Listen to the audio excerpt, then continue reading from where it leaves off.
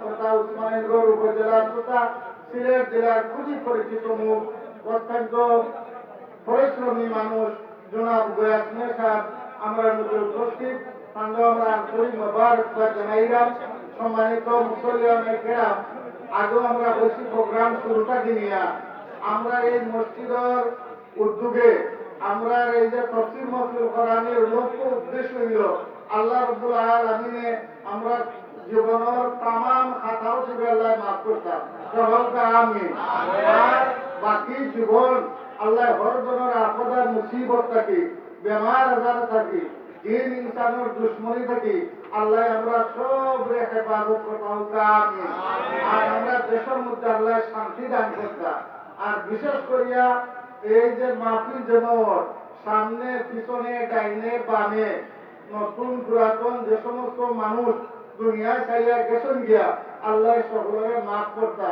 বিশেষ করে আমরা যারা নাম কইছি, যারা নাম আমি কইতাম পারছি না, আল্লাহ রাব্বুল আলামিন আমরা যারা মা বাপ দুনিয়া চাইয়া গেছেন গিয়া আল্লাহ আমরা মা বাপকে মাফ করতা, তারা কবরে জান্নাতের বাগান বানাইতা। আর যারা মা বাপ দুনিয়ায় আসই আল্লাহ নেক হায়াত দান করতা। আর বিশেষ করিয়া আগামী রমজান মাস হয়তো দেখুকা আজকে রমজান মাসের 15 তারিখ, কালকে 15 নেয়নি। আমরা গোলাবাজারের বিশিষ্ট দুজন ব্যবসায়ী জনাব হাজি গোসমিয়া সাহেব আগামীকাল ব্যাকসের সাথে বলছে 2:30টার সময় জানা দইব, মানে মিয়া সাহেব আজকে জানা দই গেছে। দেখুকা তারা জীবন লাগি গত বছর পুরা রোজা রাখাইছে, জীবনের শেষ রোজা আছে। ঠিক নাই?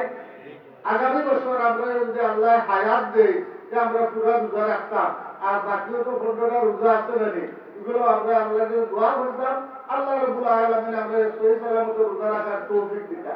আর বিশেষ করিয়া আমরা মসজিদের 2,08,000 টাকা ঋণ, 2,08,000 টাকা ঋণ আছে। এই ঋণ আল্লাহর হাওলা আমরা করে দিলাম। আল্লাহ রাব্বুল আলামিন তার নেক বন্দাগুলোর মাধ্যমে আমরা এই ঋণটা পরিশোধ করতাম।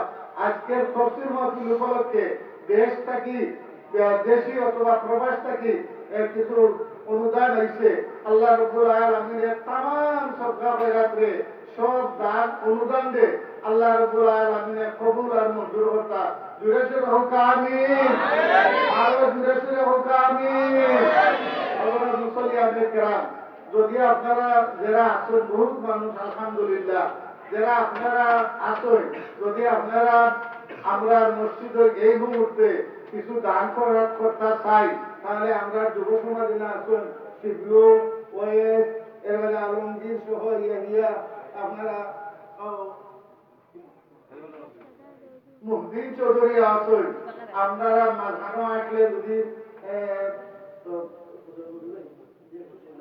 তাহলে আপনারা একটু মাঝানো দিলে সবে হজরতে হইয়া সবে এই রমজান মাসের ফজিলত সম্পর্কে হজরত অত্যন্ত গুরুত্বপূর্ণ বয়ান রাখছেন।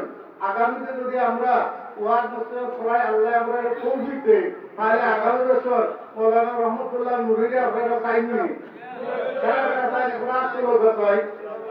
নারায়ে তাকবীর।